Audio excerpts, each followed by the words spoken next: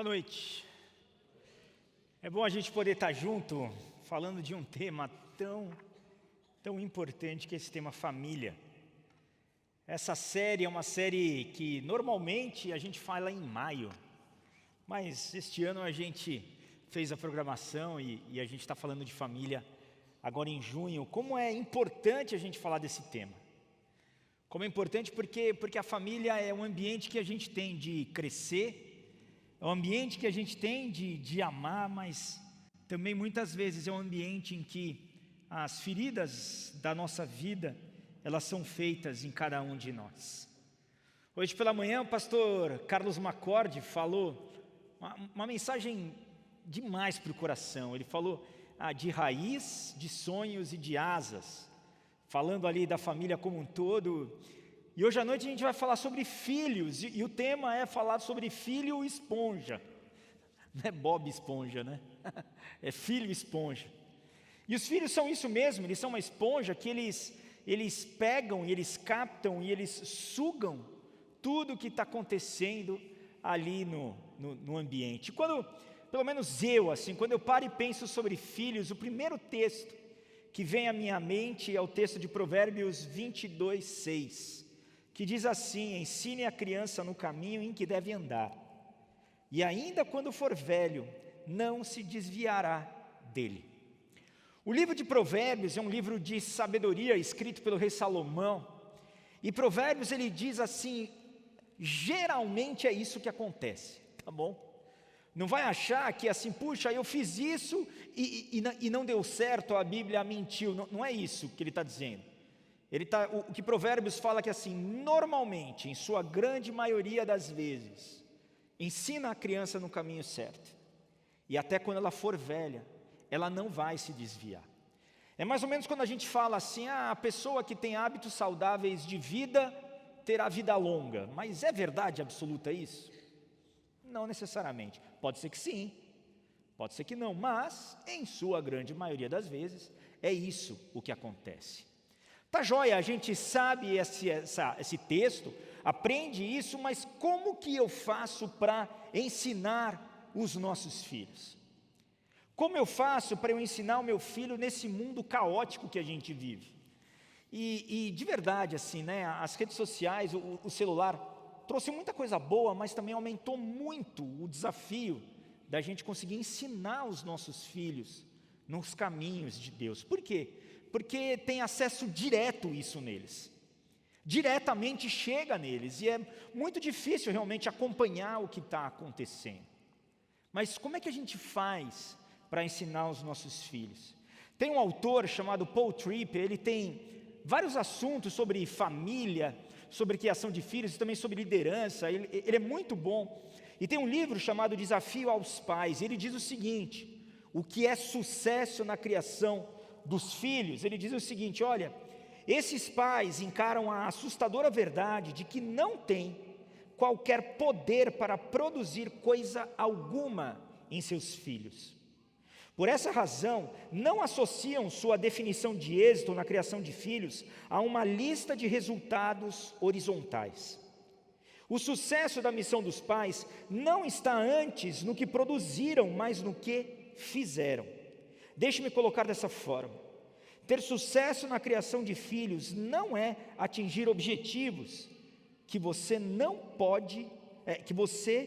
tem poder de atingir, entre parênteses, mas ser um instrumento útil e fiel nas mãos do único capaz de produzir boas coisas em seus filhos. Então o que ele está dizendo é o seguinte: olha, seja um canal do poder de Deus na vida do seu filho. Não adianta você achar que o sucesso na criação do seu filho é se ele atingir tal coisa, se ele fizer tal faculdade, se ele conseguir construir tal negócio, se ele tiver esse tipo... Não dá. Simplesmente não dá. O que nós podemos fazer? Ser exemplo para os nossos filhos. E, além disso, ser um canal do amor de Deus. Esse Deus que nos ama, um canal de amor para eles. É isso o que a gente pode fazer.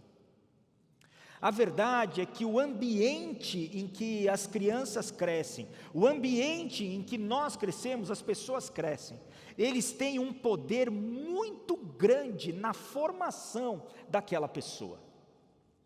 A minha esposa, Cristiane, ela é pedagoga e especializada em educação infantil, e uma das coisas que ela sempre fala para mim, ela falava o seguinte: Fernando, como que pode o brasileiro ter senso de estética, se a escola em que a criança estuda parece mais um presídio? Eu tive o benefício e a graça de estudar em escolas particulares ao longo da minha vida, mas eu fui algumas vezes nas escolas estaduais próximas de onde eu morava, normalmente para votar, na hora que tinha que votar, eu ia a uma escola, e realmente eu entrava ali, eu olhava aquilo, eu falava assim: gente, isso aqui parece um presídio. E como que a pessoa ela vai conseguir aprender, além do 2 mais 2 é igual a 4, porque você sabe que a vida é muito mais do que isso, se ela está num ambiente desse. Por isso a importância tão grande do Gente Grande, por exemplo, por isso a importância tão grande dessa reforma que o Mateus estava dizendo aqui. Uma das coisas que eles fizeram ali na casa foi uma brinquedoteca, com uma parede limpa, com uma parede colorida. Por quê? Porque isso também ensina. E isso faz com que a pessoa cresça de uma forma diferente. Então, o exemplo dos pais e o ambiente em que ela vive é extremamente importante. Tem um vídeo que muito provavelmente você já viu, porque foi visto em muitos lugares, mas que eu gostaria de passar agora, que fala sobre isso, a influência dos pais na vida dos filhos. Vamos assistir. Looks like rain again today. Dark clouds gather and fill the sky. Don't know how to talk to you, just know how to say goodbye. Have you actually got a driver's license? I don't think so. Go back where you came from. Learn to speak English. Go back where you came from.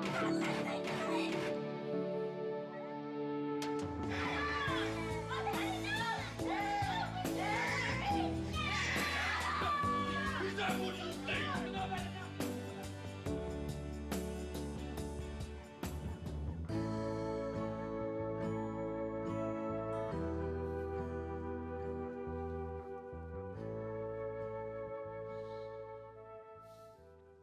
Crianças vêm, crianças fazem. Então o exemplo que os nossos filhos estão vendo em cada um de nós é aquilo que na verdade no final da história eles aprendem. Mas isso é verdade tanto para o mal, mas também é verdade para o bem. E falando um pouquinho dessa questão, desse ambiente, eu trouxe alguns teóricos, tanto da educação quanto da psicologia, para basear isso e para ver como a própria ciência, ela já mostrou isso ao longo do tempo. Tem um deles que é chamado Winnicott, ele foi um pediatra e psicanalista inglês, muito influente ali na educação, e ele diz o seguinte no seu livro, Tudo Começa em Casa. Essa questão de segurar e manusear, então quer dizer, segurar a criança, manusear a criança, traz à baila toda a questão da confiabilidade humana. Um computador não poderia fazer o tipo de coisa que tenho mencionado aqui. Tem que haver confiabilidade humana, ou seja, na verdade, inconfiabilidade. A criança aprende com o meio, com o olhar do pai e da mãe, com o cuidado nos momentos iniciais da sua vida. Então ele está dizendo que a forma como você, eu, ou aquele que cuidou de nós, cuidou da gente, nos primeiros anos da vida, vai impactar, esta forma impacta o restante inteiro da vida da pessoa. Um outro teórico chamado Vygotsky, ele foi um psicólogo nascido na Bielorrússia, ele foi um pensador muito importante, e ele falou muito sobre o desenvolvimento intelectual da criança, dizendo que ocorre em função das interações sociais que elas têm. Então as crianças, elas se desenvolvem na interação que elas têm. E diz assim: a formação da criança se dá numa relação direta entre o sujeito e a sociedade ao seu redor. Ou seja, o homem modifica o ambiente e o ambiente modifica a criança.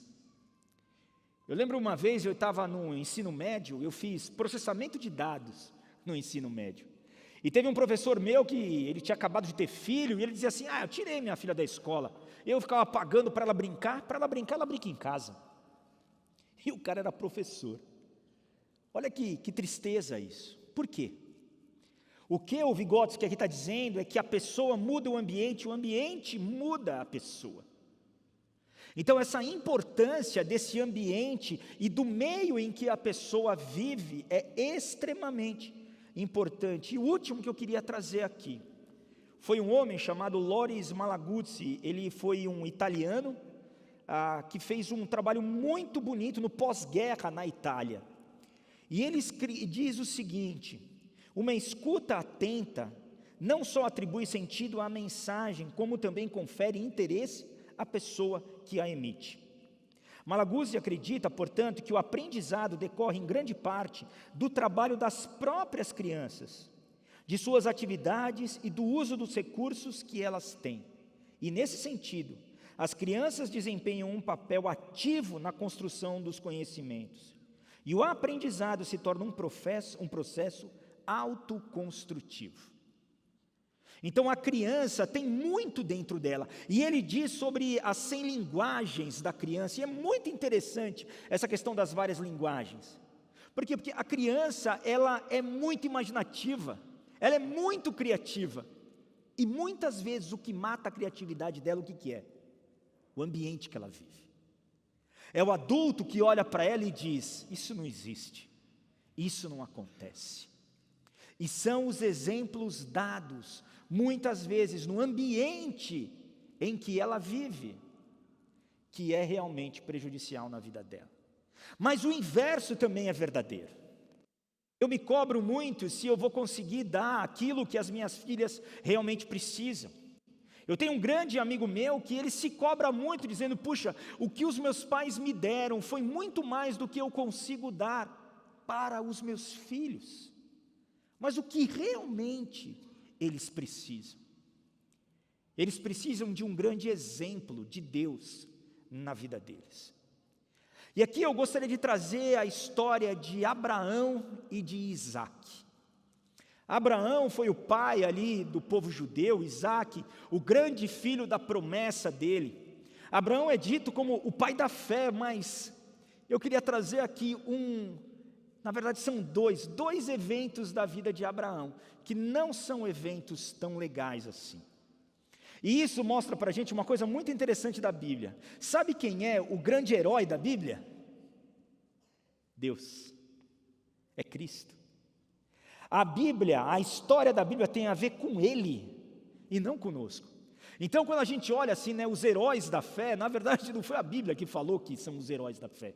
Foi alguém que foi lá e colocou aquele título em Hebreus. Na verdade, o grande herói é Deus. E a Bíblia, ela não omite as dificuldades que os homens passam. E esse fato está em Gênesis 12, do versículo 10 até o versículo 20, com Abrão ali. Ele não tinha ainda, Deus não tinha mudado o nome dele para Abraão, mas diz assim, Gênesis 12, do versículo 10 até o versículo 20. Naquele tempo, uma fome terrível atingiu a terra de Canaã. E Abrão foi obrigado a descer ao Egito, onde viveu como estrangeiro. Aproximando-se da fronteira do Egito, Abrão disse a Sarai, sua mulher: você é muito bonita. Quando os egípcios a virem, dirão: é mulher dele, vamos matá-lo para ficarmos com ela. Diga, portanto, que é minha irmã. Eles pouparão minha vida e por sua causa me tratarão bem. De fato, chegando Abrão ao Egito, todos notaram a grande beleza de sua mulher. Quando os oficiais do palácio a viram, falaram maravilhas dela ao faraó e a levaram para o palácio. Por causa de Sarai, o faraó deu muitos presentes a Abrão: ovelhas, bois, jumentos e jumentas, servos e servas e camelos. Mas, por causa de Sarai, mulher de Abraão, o Senhor enviou pragas terríveis sobre o faraó e sobre os membros de sua casa. Por isso, o faraó mandou chamar Abrão e disse: o que você fez comigo? Por que não me disse que ela era sua mulher? Por que disse que era sua irmã e permitiu que eu a tomasse como esposa? Aqui está a sua mulher, tome-a e vá embora daqui. O faraó ordenou que alguns de seus homens escoltassem Abrão com sua mulher e todos os seus bens para fora de sua terra. Então o grande pai da fé, o que ele fez? Ficou morrendo de medo e disse o seguinte: você é minha mulher, mas você também é minha irmã. E era mesmo, era minha irmã por parte de pai ali.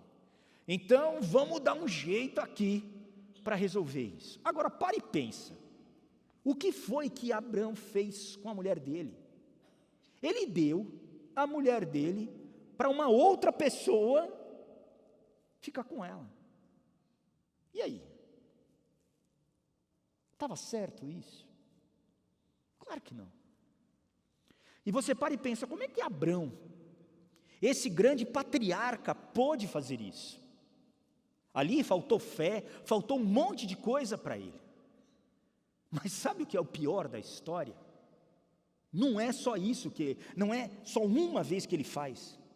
Ele faz isso novamente, um pouco à frente, agora para Abimeleque.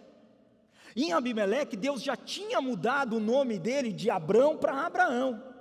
E no capítulo 20 de Gênesis, versículo 1 e 2, a gente lê assim: Abraão se mudou para o Neguebe, ao sul. Permaneceu por algum tempo entre Cádiz e Sur, e depois seguiu até Gerar. Enquanto morava ali como estrangeiro, Abraão apresentou Sara, sua mulher, dizendo: ela é minha irmã. Por isso, o rei Abimeleque de Gerar mandou buscar Sara para o seu palácio. Então ele não errou somente uma vez, ele errou 2 vezes, fazendo a mesma coisa. E dentro desse ambiente, nasce Isaac. Isaac é filho de Sara com Abraão. E Isaac vai crescendo, o tempo passa, e um pouco mais à frente também no livro de Gênesis, a gente vê o seguinte, no capítulo 26, versículos 7 e 11, assim: quando os homens que viviam na região perguntaram a Isaac sobre sua mulher, ele disse: é minha irmã. Vem cá, é Abraão ou é Isaac? Teve medo de dizer: é minha mulher, pois pensou: ela é tão bonita que os homens vão me matar por causa dela. Algum tempo depois, porém, Abimeleque, rei dos filisteus, olhou pela janela e viu Isaac acariciar Rebeca. No mesmo instante, Abimeleque mandou chamar Isaac e exclamou: é evidente que ela é sua mulher, por que você disse que era sua irmã? Abimeleque, que foi o mesmo de Abraão, falou assim: você não aprendeu com teu pai? Quer dizer, aprendeu, né? Tinha aprendido a fazer a coisa errada. Por que, como é que você fala isso? Porque tive medo que alguém me matasse por causa dela, respondeu Isaac. Como você pode fazer uma coisa dessas conosco? Exclamou Abimeleque. Um dos meus homens poderia ter tomado sua mulher e dormido com ela, e por sua causa seríamos culpados de grande pecado. Então Abimeleque declarou a todo o povo: quem tocar neste homem ou em sua mulher será executado. Vocês sabem que quando eu estava a primeira vez no seminário, estudando ali Gênesis, uma das ideias, das teorias que tinham, é que na verdade essa história estava errada, porque era uma repetição, e que na verdade era a história de Abraão e não era de Isaac. Então alguém foi lá e alterou na Bíblia, então a Bíblia estava errada. Na verdade não é nada disso. O que essa história conta? Que famílias são sistemas que se reproduzem. Abraão por 2 vezes fez esta coisa errada. Na primeira, ali Isaac não tinha nascido ainda, mas Isaac viveu naquele ambiente. E o exemplo que o pai dele deu para ele fez o quê? Formou o caráter dele. Então, do mesmo jeito que o pai foi medroso, o pai teve falta de fé e mentiu para tentar manipular aquele ambiente, Isaac fez igual. Por quê? Filho de peixe? Peixinho é. Ele cresceu naquele ambiente e ele aprendeu isso. Mas também é verdade que ao longo da vida dos dois a gente vê muitas coisas boas que eles fizeram. Não foi só essa história ruim, esse lado ruim ali da vida de Abraão, que ele ensinou para o filho dele, mas claramente a Bíblia nos mostra que o ambiente em que a criança cresce forma muito do caráter dela. Agora tem uma outra história, que é uma história muito boa, que é o exemplo de Timóteo. Quem foi Timóteo? Timóteo foi um discípulo de Paulo. Ele foi um grande líder da igreja primitiva ali, do Novo Testamento, um pouquinho depois dali. E a gente vê que Timóteo teve grande ensinamento em sua infância. E Paulo diz o seguinte, na segunda carta a Timóteo, capítulo 3, versículo 14 e 15. Timóteo, você, porém, deve permanecer fiel àquilo que lhe foi ensinado. Sabe que é a verdade, pois conhece aqueles de quem aprendeu.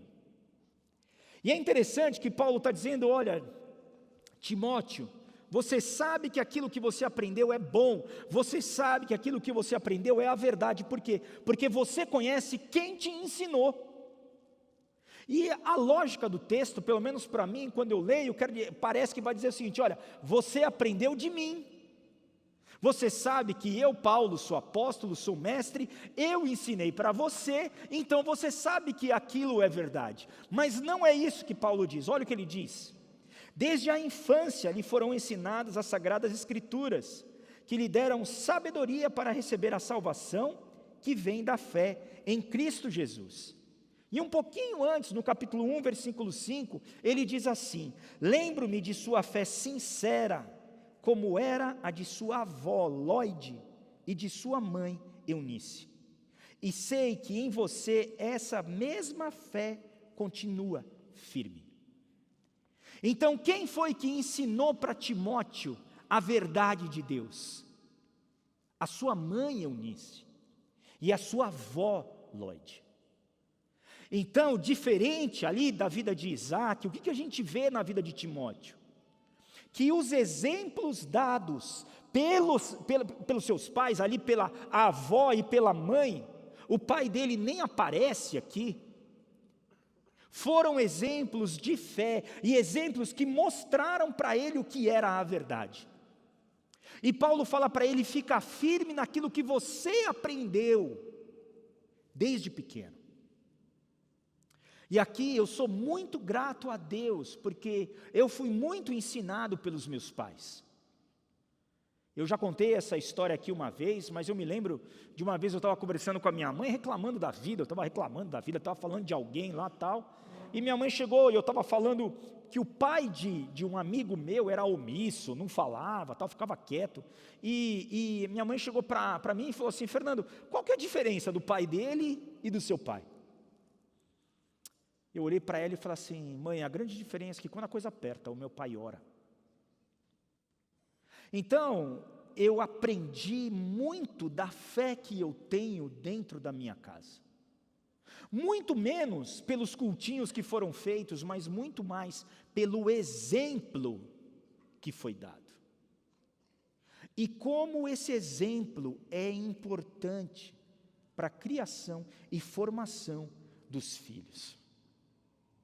Timóteo aprende com a sua avó, com a sua mãe, e passa isso para frente. É assim que a gente vê o impacto do exemplo da vida, dos pais, da família, na vida dele. Agora, tem uma pergunta grande que eu queria fazer para a gente.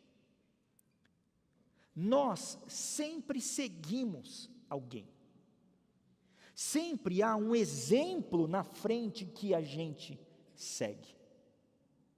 Ninguém segue totalmente somente uma pessoa, tem outras, mas a pergunta que tem é quem você segue. Porque quem você segue vai influenciar quem os seus filhos seguem. a forma como eu ajo, a forma para quem eu olho, quem eu quero ser, qual que é o meu objetivo de vida, tem uma influência total naquilo que as minhas filhas vão ver. Como Paulo escreve em 1 Coríntios, sejam meus imitadores como eu sou de Cristo. É isso que ele diz. Será que eu posso olhar para a minha vida e olhar isso e conseguir entender que eu preciso seguir a Cristo? E ao seguir a Cristo, eu estou sendo o exemplo para os meus filhos? E aqui, para a gente finalizar, tem alguns ensinamentos para a gente. O primeiro deles é: você é o melhor exemplo que o teu filho tem. Você. É através da sua vida, aquilo que ele vê em você, que primeiro de tudo, ele enxerga a Jesus Cristo. É assim que funciona. Você pode ser para o seu filho igual Abraão foi para Isaac. Ou você pode ser para o seu filho igual Eunice foi para Timóteo. Aí é uma escolha nossa.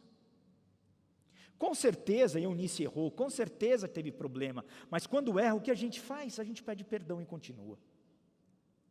Então eu preciso entender que eu sou o melhor exemplo para as minhas filhas. Você é o melhor exemplo para os seus filhos. Segundo ponto é que não dá para você tentar controlar o incontrolável. Gente, não dá para acertar sempre. E todas as vezes que eu vejo alguém dizendo assim: eu preciso ser exemplo porque eu sou cristão, eu penso comigo, não vai por esse caminho. Por quê? Porque todas as vezes que você achar que é isso que você tem que fazer, você vai trazer para as tuas costas um peso que é insuportável. Porque a verdade é que ninguém consegue acertar. O único que consegue é Jesus Cristo. Então não dá para eu controlar, não dá para eu controlar as minhas atitudes, não dá para eu controlar o que vai acontecer, não dá para eu controlar os meus filhos, não dá. Mas o que eu posso fazer? Eu posso seguir a Cristo. Isso eu consigo fazer. Não tente controlar aquilo que você não controla. Nós precisamos criar os nossos filhos para que eles tenham boas escolhas quando eles estarão sozinhos. Eu fico vendo como a minha geração é uma geração que cria os filhos dentro de uma bolha da bolha da bolha. Com 14 anos, eu morava, depois de Interlagos, e eu estudava na Vila Mariana. Eu ia todos os dias de metrô e de ônibus com 14 anos de idade. Eu ia e voltava, sempre. Minha filha de 11 anos queria ir no Pão de Açúcar do outro lado da rua. Não pode. Não pode. Em Alphaville. Porque é muito perigoso. O que a gente está fazendo com os nossos filhos? É claro, gente, que você não vai colocar o teu filho em risco à toa. Mas quem aqui não passa risco? Quem aqui não enfrenta a frustração? Se nós tirarmos toda a frustração dos nossos filhos, sabe o que eles vão fazer? Quando a namorada termina com ele quer se matar. Primeira dificuldade que ele vai ter no emprego, ele fala: não quero mais, vou voltar para minha casa jogar videogame.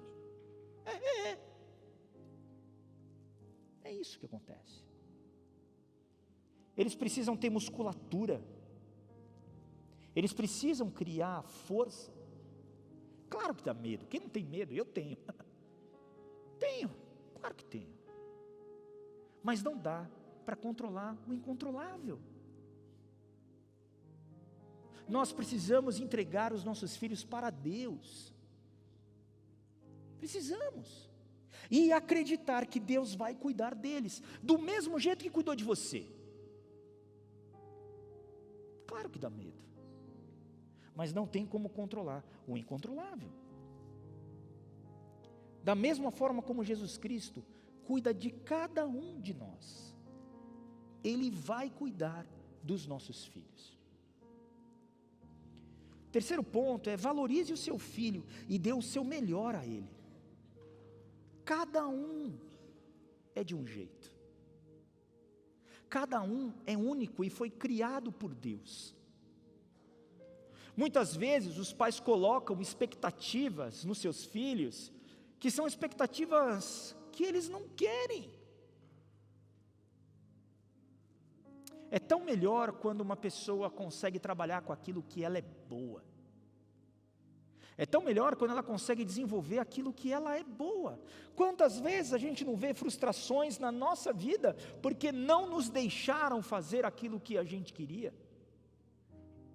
E quantas vezes os pais colocam as frustrações deles nos filhos e querem que os filhos resolvam os sonhos frustrados deles? Valorize o seu filho pelo que ele é. Olhe para o seu filho de uma forma diferente e especial. Cada um é único. Todas as vezes que a gente está falando para casais, eu falo sobre a questão de brincar, com as minhas filhas. Gente, brincar de boneca não é legal. Não é. Ver Pequena Sereia, eu não fui não. Meu sobrinho foi e ficava para minha esposa assim: tia, está acabando. Tia, está acabando. Tem coisa que é de menina, tem coisa que é de menino. Mas quando eu escolho estar com elas, mesmo quando eu não quero, eu estou escolhendo amá-las. A melhor coisa que você, que eu, que nós podemos fazer para os nossos filhos é amá-los de forma especial. Dar suporte para eles, mas principalmente, e o último ponto, ser o exemplo de Cristo na vida deles. Você vai errar, saiba disso. Mas quando você errar, peça perdão. Eu me lembro uma vez, confissão no púlpito, hein?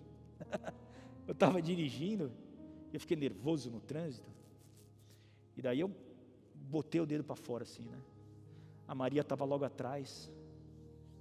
Papai, o que você fez? Não, Maria, não fez nada. Fez sim, que eu vi. Eu falei para ela: Maria, o papai errou, me perdoa. Não deveria ter feito, foi errado. E pronto. Não é ficar justificando porque o cara me fechou, não sei o que, tal. Errei, estava errado. Minha carne tomou conta. Me perdoa, filha. E todas as outras vezes. Mas ao fazer isso, eu espero que de alguma forma elas possam ver a imagem de Cristo na minha vida. Garantia, gente, ninguém tem. Eu me lembro do pastor Sandro Baggio, quando o filho dele decidiu se batizar, foi ano passado. E ele falou assim para mim: Fernando, tudo é graça. A gente ensina, a gente dá exemplo, a gente fala o que é, mas a decisão é deles. E toda decisão é graça.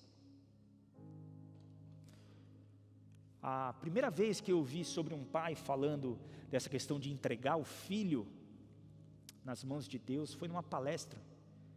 Eu acho que foi no Celebrando Recuperação.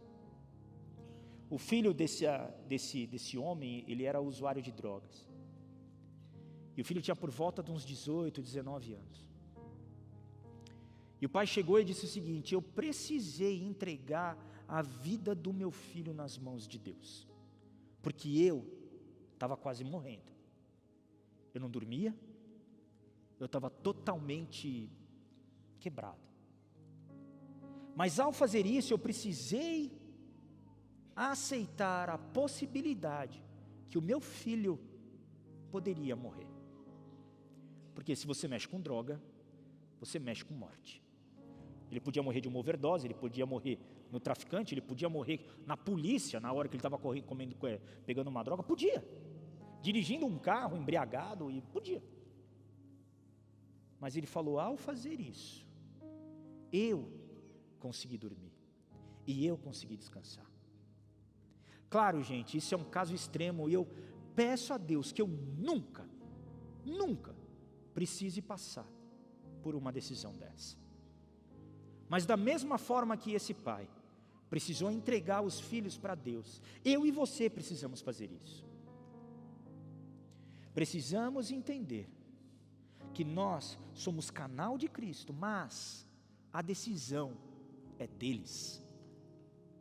E toda decisão boa é pela graça de nosso Senhor Jesus Cristo, que nos amou de forma tão especial, que se entregou por cada um de nós. Meu desejo é que Deus dê muita sabedoria para você. Criar filho não é fácil. E é único, né? Só você é pai e mãe do teu filho. E cada filho é único. O desafio é gigante. Mas Deus está conosco. E se na tua casa teve gritaria, se na tua casa teve violência, se na tua casa não foi o melhor ambiente de amor e cuidado para os filhos crescerem, peça perdão e volte. Não há nada que a presença de Cristo não possa curar. Não existe ferida nenhuma que Ele não possa curar. Nem na minha vida, nem na vida dos nossos filhos. Sempre é graça dele. Que Deus abençoe muito a vida de cada um de nós. Amém.